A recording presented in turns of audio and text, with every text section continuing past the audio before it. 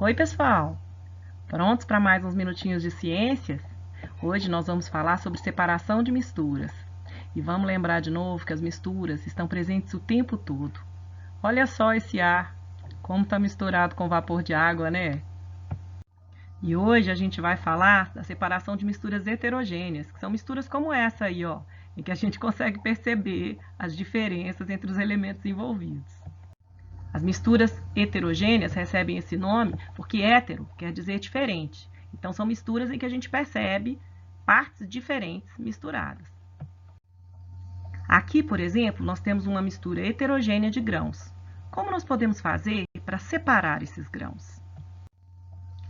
Quando os grãos têm o mesmo tamanho aproximado e a gente consegue distinguir visualmente e também consegue manipular, a gente pode usar o método, por exemplo, da catação, que é esse que eu estou utilizando aí, ó. Separo o milho para um lado e o feijão para o outro. Esse é um bom método. Se as partes têm tamanhos muito diferentes, nós podemos usar a peneiração. A peneira tem furinhos e permite a passagem de uns grãos, mas retém outros. Aqui eu usei o método da peneiração para separar o sal refinado do sal grosso. Observem. O sal grosso, ele não consegue passar pelos buraquinhos da peneira. Então, eu consigo separar os dois sem grandes dificuldades. Mas, às vezes, tem misturas que nos dão um grau maior de dificuldade para separá-las. E, às vezes, eu não consigo separar tudo numa etapa só. Vamos ver o próximo caso. Observem a separação dessa mistura de canjiquinha com sal grosso. O milho de canjiquinha e o sal grosso não passam pela peneira. Então, eu utilizei a água, que é um solvente universal, e dissolvi o sal com ela. Obviamente, o milho não dissolve. E aí, eu pude, então, ter duas fases. Eu separo a primeira etapa, que é o milho, e a água com sal. Num segundo momento, eu posso tirar esse sal da água com o método que a gente já aprendeu. Tá repetindo a cena, vocês estão vendo. E esse processo chama-se dissolução fracionada, porque eu dissolvi um dos elementos da mistura. Eu acrescentei mais um elemento para conseguir tirar e separar em duas partes. Para separar a água do sal, eu coloquei essa mistura para ferver e dessa forma a água entrou em ebulição, vaporizou e eu tive o sal ficando aí na panelinha, como vocês podem ver aí pela imagem.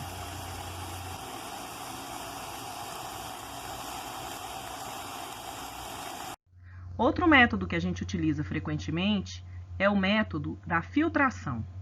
Na filtração, a gente utiliza o filtro, que assim como a peneira, retém pequenas partículas. Só que a peneira tem buraquinhos maiores e o filtro tem poros mais finos, então retém partículas bem pequenas, como a borra do café, por exemplo.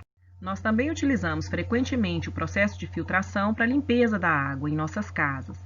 A vela do filtro ela é feita de cerâmica, que tem orifícios muito pequenos para a passagem da água. Como a água não tem outra opção senão atravessar aquela cerâmica, ela vai deixando as impurezas no caminho. E por isso, de vez em quando a gente tira a vela lá e vê que ela está bem suja, né? É porque as impurezas permanecem ali.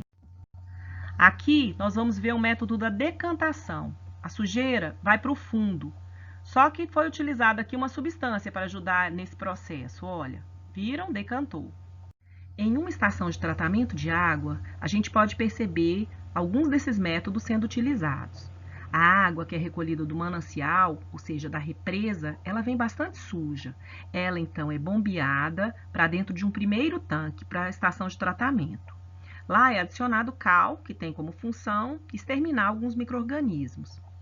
E também o sulfato de alumínio. O sulfato de alumínio ajuda na decantação, igual a substância que a gente viu há pouco sendo adicionada à água para fazer a sujeira decantar, ou seja, ir para o fundo. Com a presença do sulfato de alumínio, os pequenos flocos de sujeira vão se aglomerar, formando flocos maiores que então ficarão mais densos. E dessa forma, eles vão para o fundo do tanque. A água mais limpa, mais clara, ela vai passar então para um filtro. Nesse filtro, ela atravessa camadas de cascalho grosso, cascalho fino, areia grossa, areia fina, carvão, e as impurezas vão ficando no caminho, já que ela tem que passar por caminhos sinuosos, digamos assim. A água, então, mais purificada, chega a um último tanque, onde é acrescentado o cloro. ele vai exterminar os micro-organismos persistentes. E então, ela pode ir para o reservatório. Aqui está o esquema novamente, olha. Primeiro ela é captada, então ela vai para um tanque onde ocorre a floculação, que é o acréscimo do sulfato de alumínio, para que a sujeira fique mais pegajosa, digamos assim. Então, essa sujeira decanta. Estão vendo as setas marrom aí para baixo, nos 3 tanquezinhos aí na sequência? Ela vai decantar e ficar no fundo. A água de cima, que está mais limpa, desce e passa pelo filtro. Depois ela recebe adição de cloro e flúor, afinal de contas, vale a pena tratar dos dentes, né? E do reservatório vai para as nossas casas. E por hoje é isso, pessoal. Espero que tenham gostado. Se tiverem dúvidas, sabem como me encontrar. Não deixem de fazer atividade, viu? Um grande abraço para vocês.